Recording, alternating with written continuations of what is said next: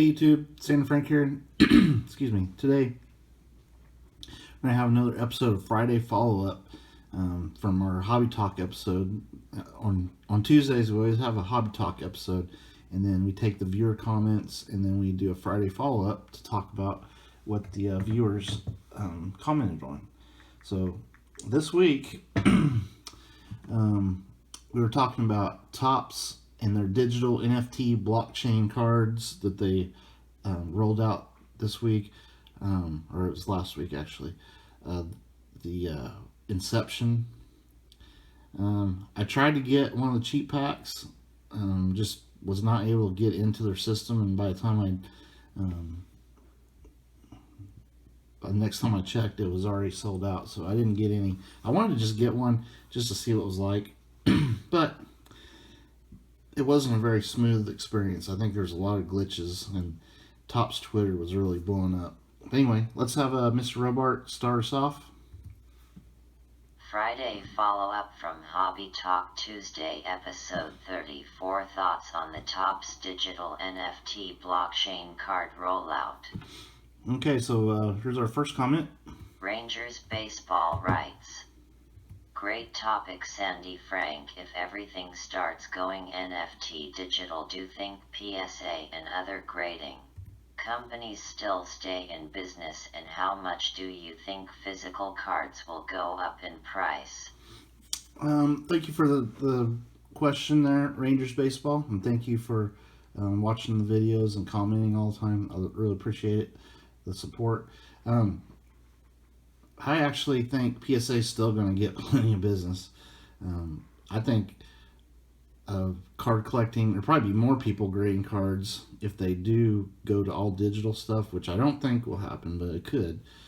And I mean, you just look at some of the PSA said that the biggest group of cards that got graded during this big uptick in people sending stuff in to get graded was like Michael Jordan cards from the 90s. So those cards are like they're about 30 years old now, 25, 30 years old.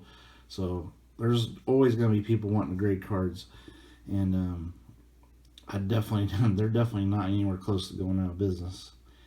And I do think physical cards will go up in price as they become more collectible, more people getting that nostalgic feeling of collecting cards, baseball cards. So it might take a while, but it'll there'll be a lot of people that want to collect the physical cards. I mean, it's not going to go away. But one thing to keep in mind is there's a lot of cards at PSA right now getting graded, so there's probably going to be a lot on the market. So card prices probably will drop for a while, and before things level out. That's what I would say. Anyway, next comment. Shaka's Closet writes, you should pick up some old Star Wars comics. I have the whole set, but I do need to pick up a first printing #1-4. Yeah, thank you for the comment, Shaka's Closet. I've never really bought. I bought some comic books that that I enjoyed as a kid. Like I loved the Indiana Jones Chronicles comic books. I bought a bunch of those when I was little, and they eventually got lost, I think. So I did buy an eBay lot a few years ago of a bunch of the Indiana Jones comics, but I mean they're red. They're not like mint condition or anything. Star Wars, yeah, that'd be pretty cool to have some of the original Star Wars comics. But I'm not big into collecting comics. I like the comic book cards and stuff, but haven't really gotten into actually collecting comic books. But that stuff's really hot right now, so we actually don't have a lot of comments this week.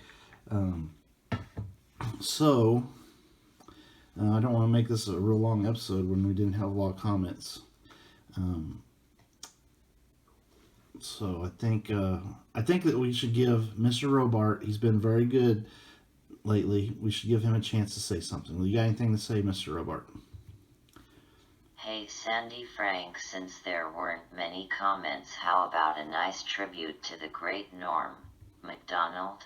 Okay. He was huge in the artificial intelligence community and will be greatly missed. Okay. Sure. What do you got there as a Norm Macdonald tribute? So how many people that have gone to the moon do we even know? We know the first ones. There was Neil Armstrong, Buzz Aldrin, they went Apollo 11. Neil Armstrong, Buzz Aldrin, and even the third is hard to remember. His name was Michael Collins. And Michael Collins, in one of the just most unfair jokes, I don't know what it was. He got to go all the way to the moon but not go on the moon. All the way to the moon, and then that little rope ladder he wasn't allowed to go down.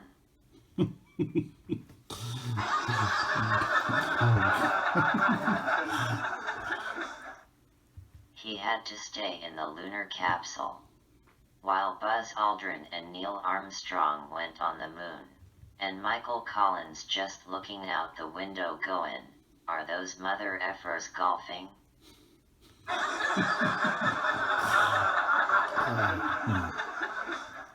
Good God, they're golfing. Wait a minute, there they got a dune buggy. I was only allowed to bring so much, and they brought dune buggies.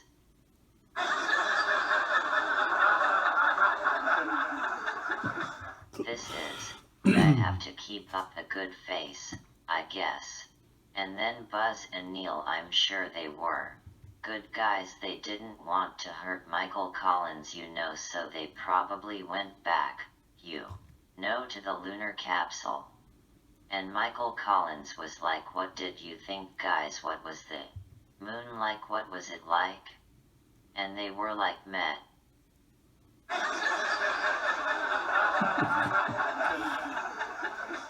It was alright, if you like that kind of thing, I guess. I prefer the lunar capsule myself. I can't speak for Buzz, but I really do like the lunar capsule.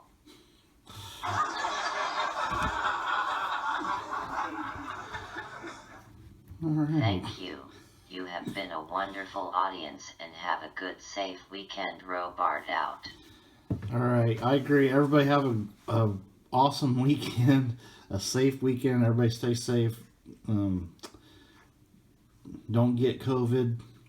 I will say, your little retelling of that joke shows you how important it is to have comedic timing.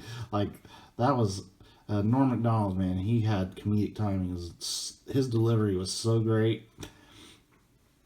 You have to go look that up on YouTube and watch that little that stand-up routine right there about Buzz Aldrin and Michael Collins. That is hilarious. All right, everybody, stay safe. Have a good weekend. Later.